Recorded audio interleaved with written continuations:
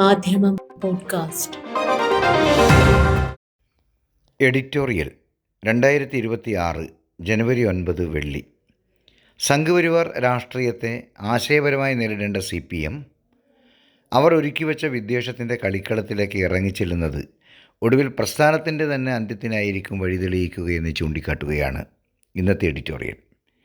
വർഗീയ രാഷ്ട്രീയത്തിൽ ഇടറി വീഴുന്ന CPM കേരളത്തിൻ്റെ സാമൂഹിക അന്തരീക്ഷത്തെ മതനിരപേക്ഷമായി നിലനിർത്തുന്നതിൽ കമ്മ്യൂണിസ്റ്റ് പ്രസ്ഥാനങ്ങൾ വഹിച്ച പങ്ക് ചരിത്രപരമാണ്. സാമ്രാജ്യത്വ വിരുദ്ധവും സാമൂഹിക നീതിയിൽ അധിഷ്ഠിതവുമായ മലയാളിയുടെ രാഷ്ട്രീയ ബോധത്തെ രൂപപ്പെടുത്തുന്നതിൽ ഇടതുപക്ഷ പ്രസ്ഥാനങ്ങൾ, വിശേഷിച്ച് CPM വഹിച്ച പങ്ക് നിസ്തർക്കമാണ്.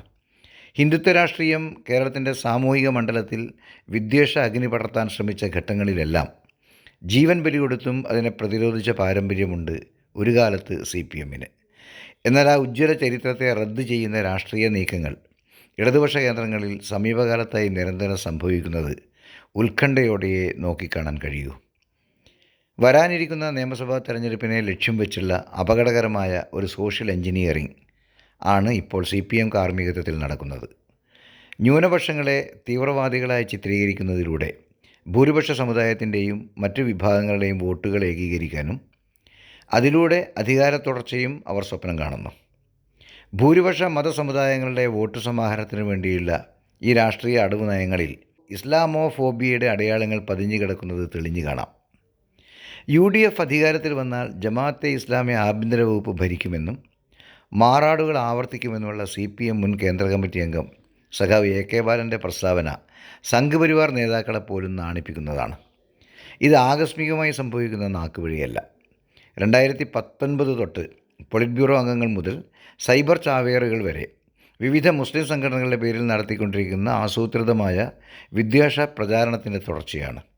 തിരുത്തേണ്ട മുഖ്യമന്ത്രി നേരിട്ട് വന്ന് വർഗീയ പരാമർശങ്ങൾക്ക് ന്യായീകരണങ്ങൾ ചമക്കുന്നു. മുസ്ലിം വിരുദ്ധത നിർലോഭം ഛർദ്ദിക്കാൻ ഇടതു സർക്കാരിൻ്റെ നവോത്ഥാന നായകൻ വെള്ളാപ്പള്ളി നടേശന് കരുത്താകുന്നതും പിണറായി വിജയൻ്റെ ആശീർവാദമാണ്.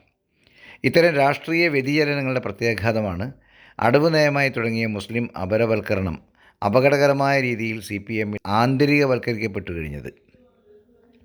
CPMൻ്റെ മാധ്യമ വക്താവായി ആഘോഷിക്കപ്പെട്ടയാൾ പഴയ ദ്രവിച്ച ആശയങ്ങൾ ഉപേക്ഷിച്ച് BJP രാഷ്ട്രീയത്തിനു വേണ്ടി പടക്കളത്തിലിറങ്ങാൻ തീരുമാനിച്ചത് ഇതിൻ്റെ തെളിവാണ്.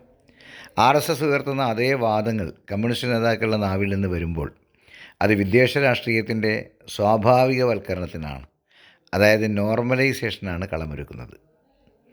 സംഘപരിവാർ രാഷ്ട്രീയത്തെ ആശയപരമായി നേരിടേണ്ട പാർട്ടി അവർ ഒരുക്കി വെച്ച വിദ്വേഷത്തിൻ്റെ കളിക്കളത്തിലേക്ക് ഇറങ്ങിച്ചെല്ലുന്നത് ഒടുവിൽ പ്രസ്ഥാനത്തിൻ്റെ തന്നെ അന്ത്യത്തിനായിരിക്കും വഴി തെളിയിക്കുക.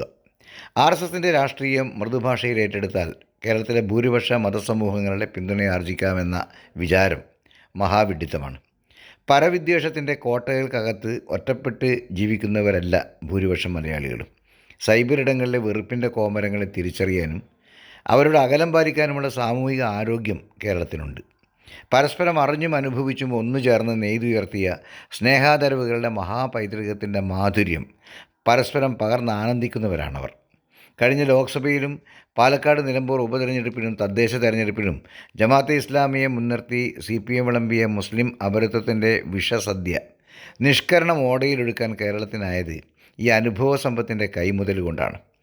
ഉത്തരേന്ത്യയിൽ കോൺഗ്രസ് പരീക്ഷിച്ച് പരാജയപ്പെട്ട അതേ വഴികളിലൂടെ CPM സഞ്ചരിക്കുമ്പോൾ മലിനീകരിക്കപ്പെടുന്നത് സഹസ്രാബ്ദങ്ങളിലൂടെ നാം ആർജിച്ച സഹവർത്തിത്വത്തിൻ്റെ തെളിനീരാണെന്ന് CPM ഓർക്കുന്നത് നന്ന്.